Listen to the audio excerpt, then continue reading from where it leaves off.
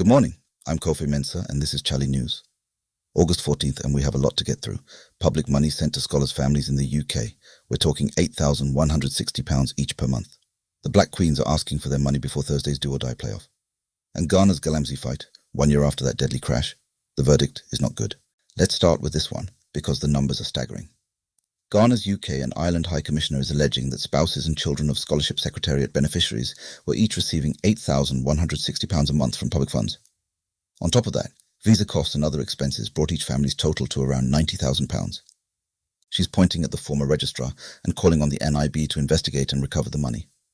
Full breakdown on chale.news. The Black Queens have had enough. Ahead of Thursday's single elimination World Cup playoff against Ivory Coast in Casablanca, the players went public, accusing government of abandoning them, saying neither the sports minister nor the president showed up beyond that first training session at WAFCON. They're demanding unpaid bonuses and per diems before they even board that plane. Lose Thursday, and Ghana's 2027 World Cup campaign is finished. And for context, the team that knocked Ghana out, Malawi just reached the WAFCON final for the first time ever, beating Algeria 3-1. All 3 goals from the Chawinga sisters. That's the same Malawi that beat the Black Queens 2-1 in the quarters. It stings. 1 year ago, a helicopter crash killed 8 senior officials during anti-galamsey operations. So where are we now? Environmental group Arocha Ghana says Ghana is at, quote, a point of hopelessness. Deputy Director Daryl Bosu told Joy News the post-crash momentum has completely collapsed and things on the ground are worse than before. 1 year, and that's where we are. The Adamus mine dispute keeps developing. The Lands Ministry has finally responded to Adamus Resources accusations, saying the revoked Nzema gold mine assets are not for sale. Fine. But the statement says nothing about the claim that Chinese nationals entered the mine within 24 hours of the lease revocation. That's the detail everyone is waiting on. Silence isn't an answer. A 200 milligrams Tramadol tablet, prescription only by law, now costs a few cedis on Ghanaian streets. Health workers say people are taking it just to survive long shifts. A 2026 investigation finds it spread into schools, universities, markets, construction sites. No national enforcement response has been announced. This is a public health crisis, hiding in plain sight. More than 22,000 graduates cannot register for the 2026-27 national service year. The NSA withheld their PIN codes over identity verification issues and has given no timeline for fixing it. Registration closes August 26th, 22,000 people waiting with no word on when this gets resolved. A community bank that served Abo in Kumasi for 33 years is now operating from a market stall. The Asukori Mampong Municipal Assembly demolished its building for a 24-hour economy market project. While court cases over the property were still pending, the bank has sued. A hearing is set for October. This is what implementation looks like sometimes. 9 communities in Accra West have been without power after high-tension poles collapsed at Sowutuam.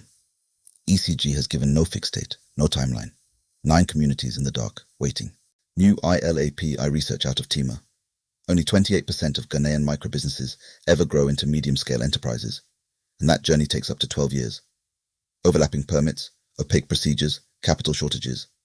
7 in 10 small businesses never make it past small. Worth sitting with that number. Some good news on the Ghana card front. The NIA has launched 24-hour prestige centres, starting in Accra with Kumasi next. No more fighting queues in the midday heat. Over 20 centres and 120-plus jobs are planned nationwide. Full story on chale.news. A GP, Christian Tete Yohuno, has personally promoted 4 officers on the spot after they dismantled an armed robbery syndicate in the Accra West district. 6 suspects arrested. Public, immediate promotions for frontline results.